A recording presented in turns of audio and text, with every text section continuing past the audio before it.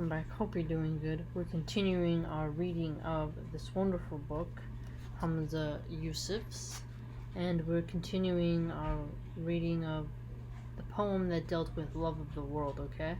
Now we're on to its definition and treatment. So let's begin.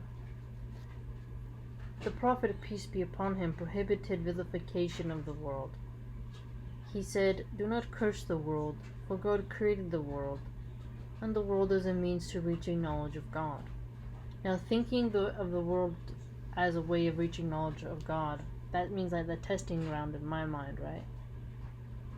So, only then will you be tested means that there's a data you're taking in that will require testing to see if you really gain the knowledge of it, right? So I get the point of that. The Quran states, "And He has subjugated you for you what is in the heavens and what is on earth. All of it from Him, indeed therein are sure signs for a people who reflect." Quran 45:13. The world is the greatest sign of God. As is the cosmos, we do not accept the doctrine of condemning the world, which is found in some religious traditions.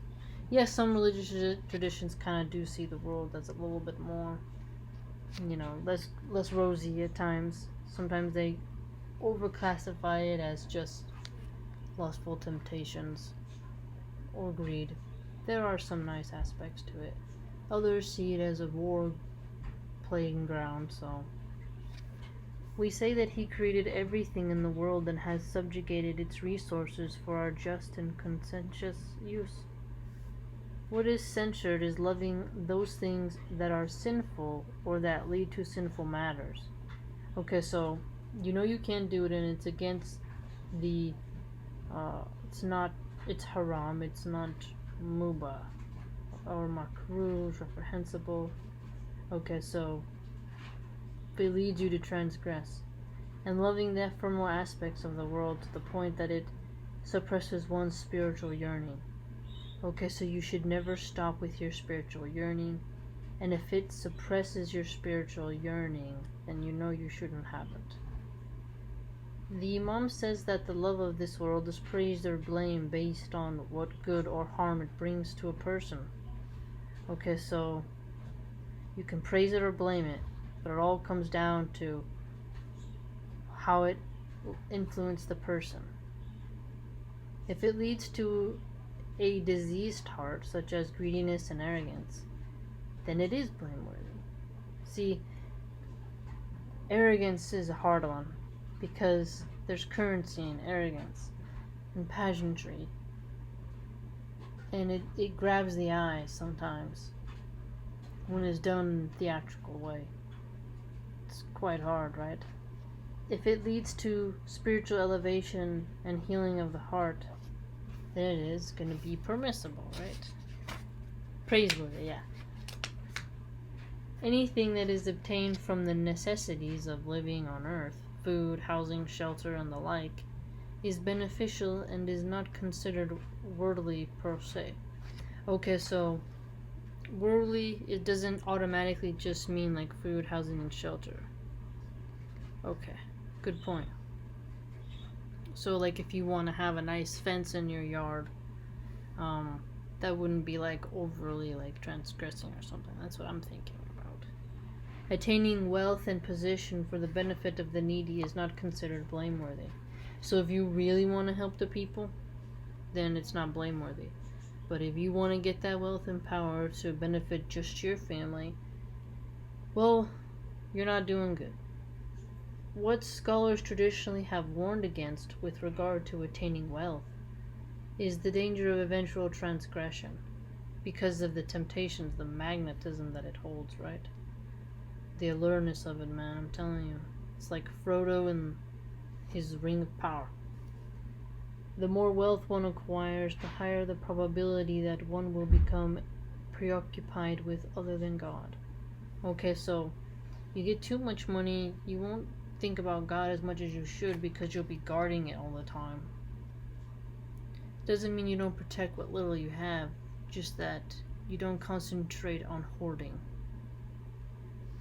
Also, vying for wealth can become an addiction and lead to ostentation. Vying for wealth becoming an addiction. Definitely. Which is considered a disease of the heart. So, vying for wealth. You could argue that the credit card culture is vying for wealth, and they benefit from a marketing like that. Love of praise is another disease, particularly the love of praise for something one has not done. What do you mean not done? Like if someone says, "Hey, congratulations on that job you did on that account," and then you're like, "Oh, you took more praise for it, and there were other people on the team who contributed, and they didn't get the praise." Is that a good example? What do you think, man? This is caused by desiring something from other than God. Something other than God. Okay. People naturally love praise, but it should be for something one has actually done. Okay, yes, but they give us the counterexample of like someone taking credit for something they haven't done. What do you mean? Furthermore, the cause of praise should be something that is praiseworthy in the sight of God. So you should only seek praise of deeds that are good in the sight of God. You shouldn't seek praise for doing things that are malicious, cruel, and the like. It is not necessarily wrong to want people to appreciate what one has done. Good to know, good to know. When the Prophet, peace be upon him, learned of good that someone had done, he would say, "May God reward you with goodness." One must make the distinction between flattery and appreciation. Yes, indeed, right? Good point. We kind of know that, I think most of us, but it's always good to hear it said again. The Prophet, peace be upon him, said, "Throw dirt in the faces of flatterers." Those who pour accolades upon others, worthy or not, like poets who compose appalling obsequious poetry praising a tyrant. Now, there we go, right there. I've always disliked flatterers, man. It feels so wrong when you see somebody doing it and they're so good at it that it almost becomes an alter ego persona, is when it's really freaky and you can watch people who do it. I've had bosses like that. It's quite striking. But praising or thanking someone for doing good is expressing gratitude. Exactly. Expressing gratitude versus flattery. So, gratitude versus flattery. The Prophet, peace be upon him, said, "Whoever is not thankful to people will not be thankful to God." Flatterer, on the other hand, is disingenuous with praise. People often praise others because they want something from them. This is true. I mean, that's what happens a lot with people who want to be managers, right? Yet it works on some people where they think the one who gives them the most compliments and is always all up in their grill in their business isn't the one to always be given the merit up. What is particularly blameworthy is when people enjoy receiving praise for something they have not done. Do not think that those who rejoice in what they have done and who love to be praised for what they have not done, do not think that they will escape punishment. There shall be a painful chastisement. Quran 3:188.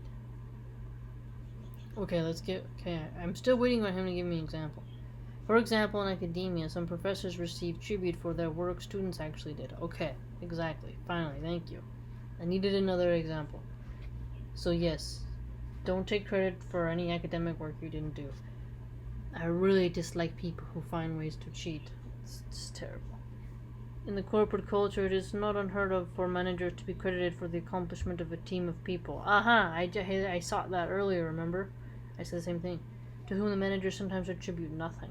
This is true. Okay, so perfect example to bring it into a Western example. That is exactly what I was thinking. Spot on. Got it, understand. So gratitude versus flattery.